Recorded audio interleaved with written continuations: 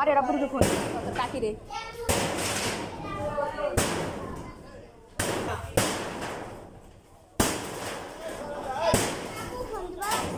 তো আমাদের বাড়ির পাশে একটা মাঠ আছে, খেলার মাঠ। ওইখানে পানি জমার কারণে এলাকাবাসী আমাদের চাপ দিছে যে মাঠে পানি জমে থাকে, তোমাকে কারণে তোমরা এই যাদের বাড়ি ঘর করছো এই পানি যেভাবে নামানোর ব্যবস্থা করো।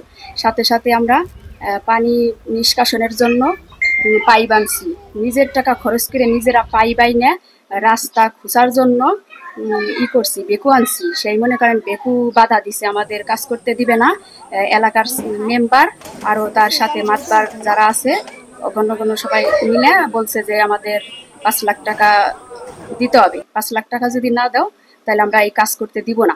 5 লাখ টাকা চাঁদা চাইছে, না দেওয়ার কারণে আমার ঘর বাড়ি ভাঙচুর করছে। ভাঙচুর করে আমার ঘরে টাকা পয়সা সোনা দানা যা ছিল সব নিয়ে গেছে। এখন আমি এই খোলা ঘরে কিভাবে থাকবো? সানবিট সব দিবে সামাল। সানবিট ম্যাজিক প্রেস ডিশওয়াশিং এর মাথা ঘোরানো সলিউশন। আইনের কাছে আমি 3 নম্বরে ফোন দিয়ে দাঁড়াতে আনছিলাম। তারা ঘটনাস্থলে এসে দেখছে সবই সত্য, তারাও দেখে গেছে ভাঙচুর সবকিছু। এখন তারা বলছিল মামলা করার জন্য, আমি মামলা করার জন্য গেছিলাম। তারপরে চেয়ারম্যানের কাছে গেছি, চেয়ারম্যানটা জানাইছি যে আমাদের বাড়ি ঘরে এরকম ভাঙচুর করছে, তাই আমি কি করতে পারি, আমার এটার বিচার দিতে হবে। সে বলছে যে আমি তোমাদের যে কোনো সমাধান দিব, আমার কথা যদি মানো তাইলে আমি তোমার সমাধান করে দেবো, আর যদি আমার কথা না মানো তাহলে তোমাদের যেটা ভালো হয় সেটা করো। পাইপ বসাইতে আর কি দিতেছে না, তারপরে টাকা চাইছে, টাকা না দেওয়ার কারণে যে ঘর ভাঙচুর করছে।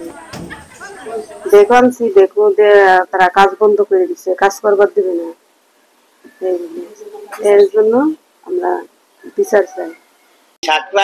সাকরাইল খেলার মাঠে হালতটা ছিল, এই হালতটা নিয়ে টিউনু সাহেবের কাছে দরখাস্ত করা হয়েছে। টিউনু সাহেবের কাছে দরখাস্ত হয়েছে, এসিল্যান্ড অফিসে দরখাস্ত করা হয়েছে, থানায় দরখাস্ত করা হয়েছে, বা চেয়ারম্যানের কাছে একটা দরখাস্ত করা হয়েছে।